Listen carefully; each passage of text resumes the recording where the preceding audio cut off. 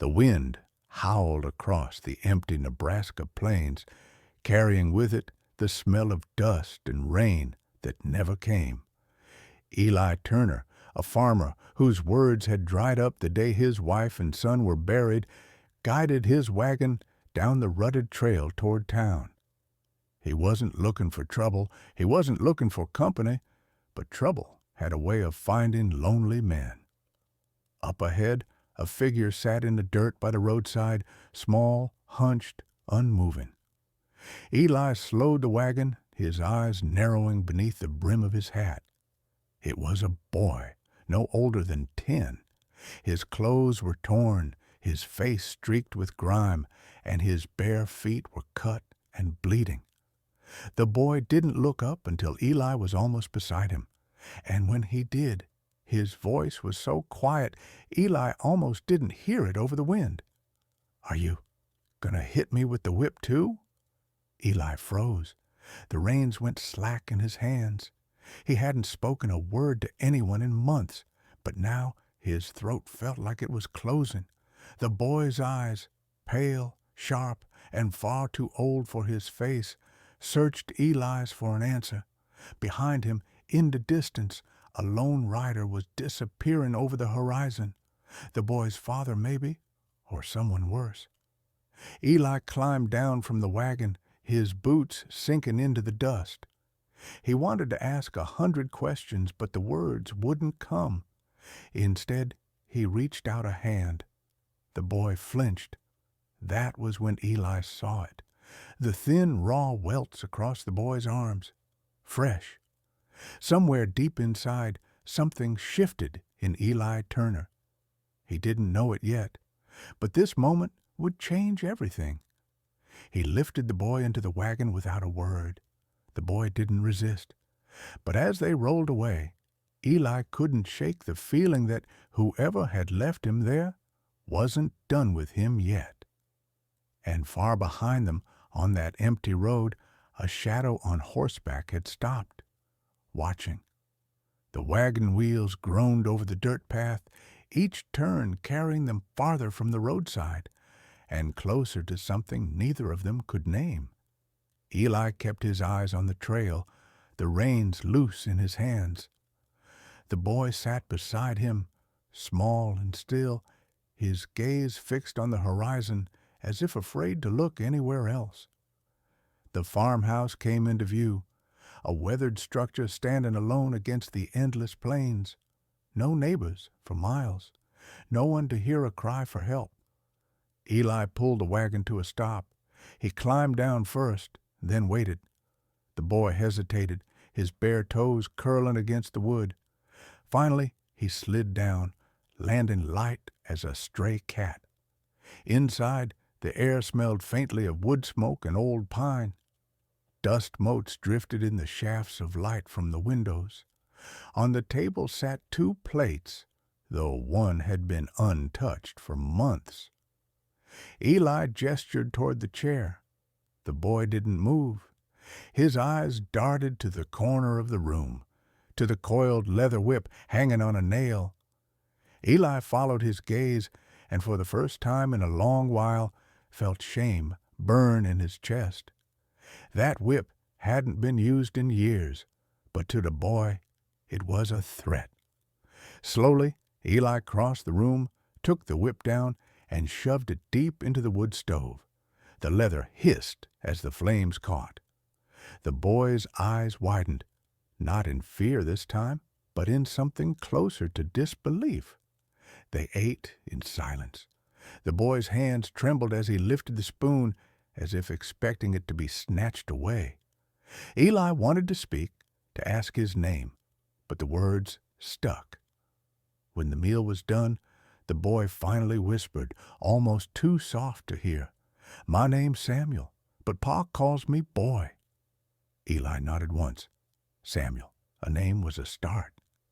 That night, as the wind rattled the shutters, Eli lay awake in his bed, listening. Somewhere down the hall, Samuel shifted in the small cot Eli had set up. Then came the sound, a muffled whimper, followed by a sharp intake of breath, like someone trying not to cry. Eli stared at the ceiling, fists clenched. He didn't know the whole story yet, but he knew one thing. Whoever had put those scars on Samuel might come looking, and if they did, they'd find Eli Turner waiting.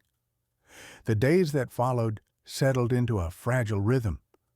Eli worked the fields in silence, Samuel trailing behind, learning the weight of a shovel, the patience of mending fences. The boy didn't smile much, but he'd begun to hum under his breath when he thought Eli wasn't listening, little scraps of tunes that sounded like they belonged to someone else's childhood. But the peace was thin, like ice over a deep river. One afternoon, as the sun dipped low and painted the plains in gold, Eli spotted something on the far ridge, a dark speck against the sky, a rider watching. When Eli turned to point it out, the figure was gone. That night, Samuel woke screaming. Eli was at his side in seconds, but the boy's eyes were wild, his breath ragged. "He's coming," Samuel whispered, clutching Eli's shirt. "Pa's coming. He said he'd find me." Eli didn't ask how Samuel knew. Some truths didn't need telling. The next morning, Eli found fresh hoof prints in the dirt road leading toward the farm. And away again. Whoever it was hadn't come to the door. Not yet. By evening, the wind had shifted, carrying with it the faint smell of campfire smoke from somewhere out on the plains. Samuel stayed close, his eyes darting to the windows. Eli loaded the rifle. He hadn't fired it since the day he lost his family, but his hands remembered the weight. Out beyond the wheat fields, the horizon seemed to darken early, as if night was arriving ahead of its time. Somewhere out there, a man was waiting, and Eli Turner knew the waiting wouldn't last long. The morning broke gray and heavy, the kind of sky that pressed down on a man's shoulders. Eli was mending the fence when I heard it, the slow, deliberate crunch of hooves on the hard-packed road. Samuel was in the barn sweeping. Eli's first instinct was to tell him to stay there. His second was to reach for the rifle, leaning against the fence post. A lone rider approached, tall in the saddle, his coat flapping in the wind. His horse was lean and restless, nostrils flaring. The man didn't slow until he reached the gate. He sat there for a moment, looking over the farm like he was measuring it for a coffin. Then his eyes found Eli. "You've got something of mine," the man said, his voice low and edged with a smile that didn't reach his eyes. Eli didn't answer. The man leaned forward in the saddle. "Boy, about yay high, pale eyes, runs his mouth when he's scared. You seen him?" Eli's grip on the rifle tightened. He didn't raise it, not yet, but the weight of it was a promise. "He's not yours anymore," Eli said, his voice rough from disuse. The man's smile widened, but there was no warmth in it. "Everything I leave behind is still mine. You best remember that." From the barn, a shadow moved, Samuel peeking out just enough to see. The moment his eyes landed on the rider, his face went white. He ducked back inside, but not before the man saw him. "There he is," the man said softly, almost to himself. Then louder, "I'll be back tomorrow, and when I come, you'll hand him over, or I'll take him." He turned his horse and rode away, slow and easy, like a man who already knew the ending. Eli stood at the gate long after the rider disappeared, the wind tugging at his coat. He knew men like that, men who didn't bluff. Tomorrow was coming fast. The sun sank behind the western hills, bleeding red light across the plains. Eli had seen sunsets like this before, the kind that made the land look like it was on fire. But tonight It felt like a warning. Inside the farmhouse, the air was thick with the smell of stew simmering on the stove. Samuel sat at the table, his small hands wrapped around a chipped mug of water. He hadn't said much since the man at the gate rode away. Eli hadn't either. Words felt too small for what was coming. After supper, Eli began moving through the house with quiet purpose. He checked the locks on the doors, slid the heavy bar across the back entrance, and pulled the shutters closed. Samuel followed him from room to room, silent but watchful, like a shadow that refused to be left behind. In the corner of the main room, Eli opened an old chest. Inside lay a scatter of tools from another life, a hunting knife, a box of cartridges, a folded wool blanket that still smelled faintly of lavender from his late wife's hands. He took the rifle from its place by the hearth and began cleaning it, the rhythmic scrape of the rod against the barrel filling the silence. Samuel finally spoke. "You think he'll come tonight?" Eli paused, meeting the boy's pale eyes. He said tomorrow." "Pa don't always wait," Samuel murmured, looking down at the floor. Eli studied him for a long moment.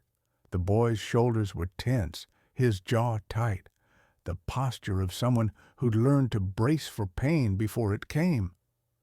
Eli set the rifle aside and crouched so they were eye level. "Samuel, he's not taking you, not while I'm breathing." The boy's lips trembled, but he didn't cry. Instead, he gave a small, almost imperceptible nod. Later, as darkness swallowed the plains, Eli lit only one lamp and kept it low. He didn't want to make the house a beacon. Outside, the wind picked up, rattling the shutters like impatient fingers. Somewhere far off, a coyote yipped, the sound sharp and lonely.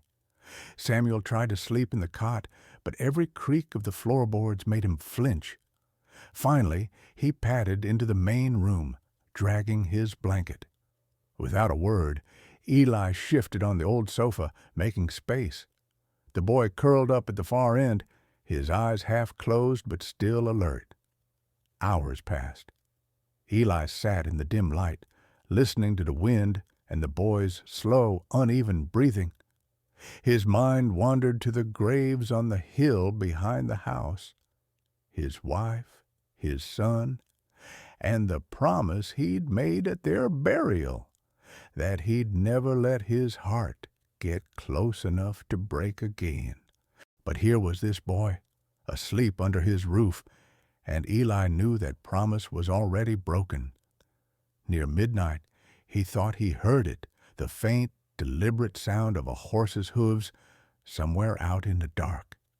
He rose, rifle in hand, and stepped to the window. The plains stretched out, black and endless. Nothing moved. Still, Eli didn't sleep. Not that night, because tomorrow the man would come, and when he did, Eli Turner would be ready. The first light of morning crept over the horizon, pale and cold. Eli had been awake all night, sitting in the same chair by the window, rifle across his knees. The boy was still curled on the sofa, his blanket pulled up to his chin, his breathing shallow. The wind had died sometime before dawn, leaving the plains unnervingly still. It was the kind of silence that made a man's ears strain for the smallest sound, a hoof beat, a creak of leather, the click of a revolver's hammer. Then Eli heard it, faint at first, like a memory, the slow, deliberate rhythm of a single horse approaching, not a gallop, not a trot, a hunter's pace. Eli stood, every muscle tight. He touched Samuel's shoulder. "Stay here. No matter what you hear, you don't move." The boy's eyes were wide, but he nodded. Eli stepped out onto the porch. The boards groaned under his boots. The air was sharp with the smell of frost and dust. Out on the open plain, a lone rider emerged from the morning haze. It was him, the man from yesterday, broad-shouldered, wearing a battered hat pulled low, his coat flapping in the breeze. Even from this distance Eli could see the glint of metal at his hip. The rider slowed, stopping a dozen yards from the porch. For a long moment neither man spoke. The only sound was the horse's breathing and the faint creak of saddle leather. "You've had your night to think," the man called, his voice low and steady. "I'll take the boy now." Eli's grip on the rifle tightened. "You're not taking him." The man tilted his head, studying Eli like a wolf deciding whether to lunge. "You think you can stop me?" "I know I can." A slow smile spread across the man's face, not of amusement, but of recognition. "You're the kind that don't scare easy. I respect that. But respect won't keep you alive." He swung down from the saddle, boots hitting the dirt with a dull thud. The distance between them was shrinking with every step. Eli raised the rifle, the barrel steady. "One more step, and you won't take another." The man stopped, his eyes narrowing. "You kill me over a boy that ain't yours?" "He's mine now." For a heartbeat, the world seemed to hold its breath. Then a flicker of movement. The man's hand dropped toward his revolver. The crack of Eli's rifle split the morning air. The shot kicked up dust at the man's feet. A warning, not a kill. The man froze, his jaw tightening. "You just made this harder than it had to be." He backed toward his horse, never taking his eyes off Eli. "Tomorrow I come back, and I won't be alone." Eli didn't lower the rifle until the rider was a speck on the horizon. Only then did he hear the soft creak of the door behind him. Samuel stood there, pale and trembling. "He's coming back, isn't he?" Eli looked out at the empty plains. "Yeah, and when he does, we'll be ready." The day after the rider's threat was a strange one. The sky was a washed-out gray, the kind that made the land look endless and empty, yet somehow claustrophobic. Eli spent the morning moving like a man with a clock ticking in his head. He reinforced the shutters with extra planks, nailed the back door shut from the inside, and dragged a heavy oak table across the front window.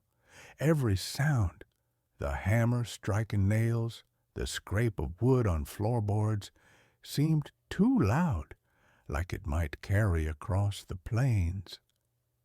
Samuel followed him, helping where he could. The boy's small hands fetched nails, held boards steady, and carried buckets of water from the well. He didn't complain once, but Eli could see the tension in his face, the way his eyes kept darting toward the horizon. By midday, the wind had picked up again, carrying with it the smell of rain. Eli paused on the porch, scanning the distance. Nothing yet, but he knew better than to trust the quiet. Inside, he laid out the supplies: 2 rifles, cleaned and loaded, a box of cartridges, the hunting knife, a coil of rope, a small tin of jerky and biscuits. Samuel eyed the weapons. "You think they'll come tonight?" Eli didn't answer right away. He was watching the way the clouds were moving, fast, low, like they were being chased. "If they're smart, they'll wait for dark. If they're angry, they'll come sooner." The boy swallowed hard. "What if they're both?" Eli gave a grim half-smile. "Then we make 'em regret it." It was late afternoon when Eli saw the dust, a faint smear on the horizon, low and wide, not one rider this time, but several. He counted at least 4 shapes moving in the haze. "Inside, now," he told Samuel. They barred the door and doused the lamps, letting the dim gray light from the windows be their only guide. Eli took position at the front, crouched low, rifle ready. Samuel stayed near the back wall, clutching the knife with both hands. The sound came first, the distant drumming hooves growing louder, steadier, then voices muffled by distance but sharp with intent. Eli's jaw tightened. "They're spreading out, trying to box us in." The riders didn't charge. They moved slow, deliberate, circling the farmhouse like wolves testing a fence. One passed close enough for Eli to see the glint of a shotgun in his hands. A voice called out from the east side, "Turn the boy over, Turner, and we'll ride away. No blood needs spilling." Eli didn't answer. Silence was its own kind of message. Another voice, from the west. "You can't keep him. He's his father's blood." Eli's reply was cold and steady. "Blood don't make a man worth following." There was a pause. Then the sound of spurs in the dirt. They were dismounting. A sudden crash. The back shutter splintered inward. Samuel flinched, but Eli was already moving, firing a warning shot through the gap. The intruder cursed and stumbled back, boots pounding against the porch boards. "They're testing us," Eli muttered. "Next time they won't miss." The boy's voice was barely a whisper. "What do we do?" Eli glanced at him, and for a moment the hard lines in his face softened. "We hold. We make 'em pay for every inch." As the sun dipped, the riders lit torches. The flickering light danced across the walls, throwing long, jagged shadows inside the house. The smell of smoke drifted in, not from fire, but from the torches themselves, a warning of what could come. Eli knew they were trying to rattle him. It wasn't working. But Samuel, the boy's hands were trembling now. Eli crouched beside him. "You're going to be all right. You hear me? I've been in worse spots than this and walked out breathing. We will too." Samuel nodded, but his eyes stayed fixed on the window, where the torchlight flared and faded like the heartbeat of something alive. The riders didn't rush the house that night. They wanted Eli tired. They wanted the boy scared. But Eli Turner had been hunted before, and he knew when the attack came, it would be fast, brutal, and final. So he sat in the dark, rifle in hand, listening to the slow circle of hooves outside, waiting. They attacked at dusk, a hard, quiet strike. A board burst inward. A torch nicked the eaves. Shadow figures at the windows. Eli met them with the cool, practiced steadiness of a man who'd held a rifle through worse grief than this. He fired low to warn, then true when they tested the door. 2 fell back. The others pressed, claws and curses and shouted names. Samuel crouched behind the table, teeth clenched, but he didn't scream. He watched Eli like a boy learning where courage lived.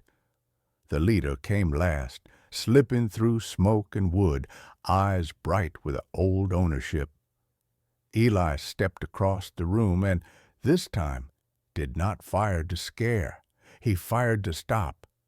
The man staggered, curse choked off, and the others, seeing him drop, melted into the plains as men who'd lost the appetite for a fight. After, the house smelled of spent powder and wet cloth. Eli bandaged his shoulder. Samuel pressed a hand to his sleeve and did not pull away. They worked the broken shutters together, nailed the boards back into place. No triumph announced itself, only the small, clean fact that danger had left them. A week later, the sheriff rode through, asked questions, wrote names down. He left with a nod. He did not promise miracles. But on the porch, under a wide, indifferent sky, Samuel looked up at Eli and said, simply, "Stay." Eli felt the old silence crack like ice. He took the boy's hand, rough and sure, and answered with the one thing he'd kept for himself so long it had become strange. "I will." They buried the burnt whip under the lilac bush behind the barn and planted sunflower seeds on the hill beside the other graves. When autumn came, the flowers stood bright and steady against the wind, two small suns for two lives that had, stubbornly, chosen to keep burning.